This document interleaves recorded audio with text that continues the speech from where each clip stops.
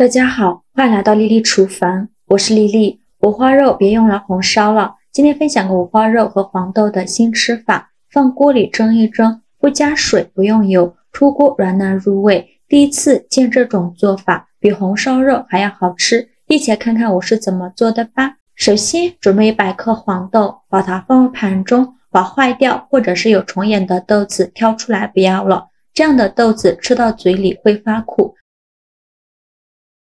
挑选好以后，再把黄豆放大碗中，豆上的清水没过黄豆，把黄豆好好的清洗一下，洗去表面的灰尘，用手搓洗几遍。洗净后放一旁浸泡1个晚上。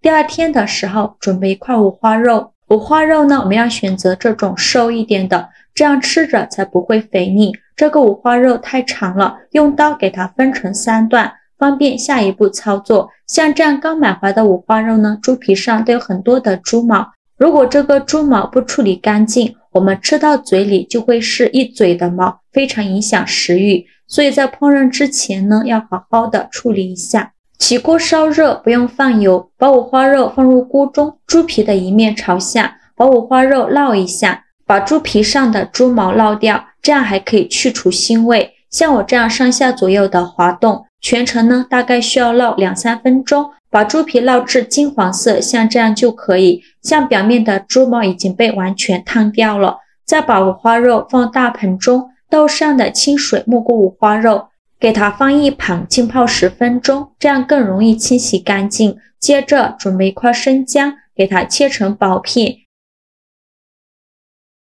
切好后放入盘中。再准备几根小葱，给它切成葱段，切好后也放入盘中。现在的五花肉也泡得差不多了，再把五花肉好好的清洗一下，取出一把小刀，用刀来刮洗五花肉的猪皮。五花肉经过这样泡一下，猪皮上的这些污垢很轻松就能刮洗下来了，猪皮上的猪毛和汗渍一并都被刮掉了，这样吃着才不会有腥味。五花肉的几个面都要给它刮洗一遍，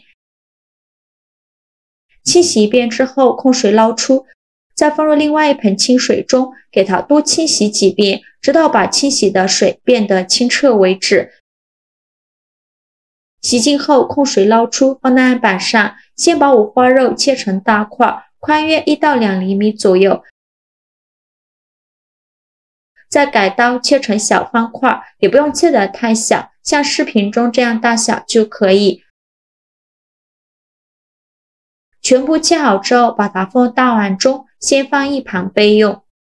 这是泡了1晚上的黄豆，看一下已经变得胖乎乎的，泡到这样的程度就可以。再把黄豆好好的清洗一下，洗净后控水捞出，放入盘中备用。接着准备1个蒸屉，把姜片均匀的铺在蒸屉底部，这样呢可以去除腥味。再把葱段放上来，放到姜片的上面，铺满整个蒸屉底部就可以了。接着再把五花肉一块一块的放进来，像我这样转着圈的摆放，猪皮的一面朝外，放了挨着也是没有关系的。全部放好后，再把黄豆放到五花肉上，全部放进来以后，冷水上锅蒸，盖上盖子，大火蒸30分钟，把五花肉蒸熟。趁这个时间，让我们来准备点大料。准备1块生姜，给它切成薄片，切好后再准备2根大葱，给它切成葱段，切好后放入盘中，再加入2个八角，几片香叶，1块桂皮，再加入几瓣大蒜，先给它放一旁备用。现在我们的五花肉也蒸得差不多了，我们打开盖子看看，戳1根筷子下去，五花肉能够很轻松就能戳穿，说明就已经蒸熟了。再取1颗黄豆捏了试试看，如果能够很轻松就能捏碎，像视频中这样就可以。再把它取出来，先把黄豆取出来放入盘中放凉备用。接着把五花肉放入大碗中，可以用热水清洗一下，把五花肉表面的浮沫给它清洗干净。起锅烧热，不用放油，把五花肉放入锅中，用大火翻炒，给它翻炒几分钟，把五花肉多余的油脂炒出来，这样吃着才会更香，而且还不会肥腻。炒的过程中要不停的翻动，防止炒糊了。翻炒出五花肉变成这种金黄色，并且炒出这么多的油脂，我们把这个油倒出2/3，因为这个油太多了，留1/3的在锅里，然后再加入刚准备好的大料，用铲子翻炒均匀，给它翻炒出香味。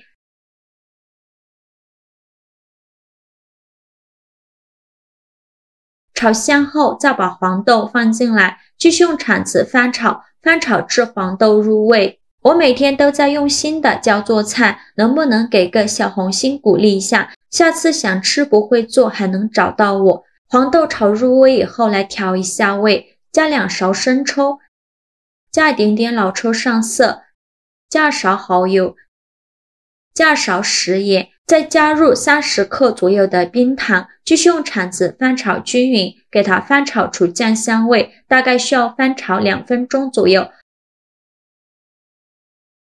炒出酱香味以后，再加入1瓶啤酒，大约是700毫升左右，用铲子搅拌均匀，开大火烧开。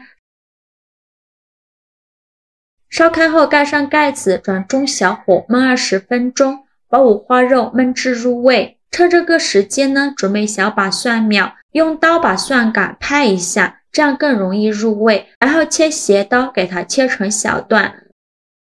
切好后放入盘中。现在我们的五花肉也炖得差不多了，我们打开盖子看看，哇，好香啊！浓浓的香味扑鼻而来，汤汁也变少了许多。然后我们用筷子把里面的葱姜八角和花椒、桂皮全部夹出来，这样做出来呢才不会影响成品的卖相。全部夹干净以后，再开大火翻炒，炒的过程中要不停的翻动，防止炒糊了。把锅里的汤汁给它收干，炒至汤汁变浓稠，像这样。再加入蒜苗，继续用铲子翻炒，把蒜苗炒至断生，再翻炒1-2分钟左右。蒜苗炒断生就可以出锅了，再把它盛出来装入盘中。一道非常好吃的黄豆烧五花肉就做好了。这样做的黄豆烧五花肉比红烧肉、比黄豆焖猪蹄都要好吃，又香又下饭。五花肉吃着软烂入味，肥而不腻，黄豆也炖得软烂，口感绵软细腻，而且吸足了汤汁，非常的好吃。虽然加了啤酒，但是一点啤酒味也没有。以后五花肉买回来你不知道怎么做的时候，就试试这个做法吧，超香超下饭的。好了，今天视频就分享到这里了。我每天呢都在用心的教做菜，麻烦你给个免费的小红心鼓励一下吧。下次想吃不会做还能找到我，谢谢大家的支持，我们下个视频见，拜拜。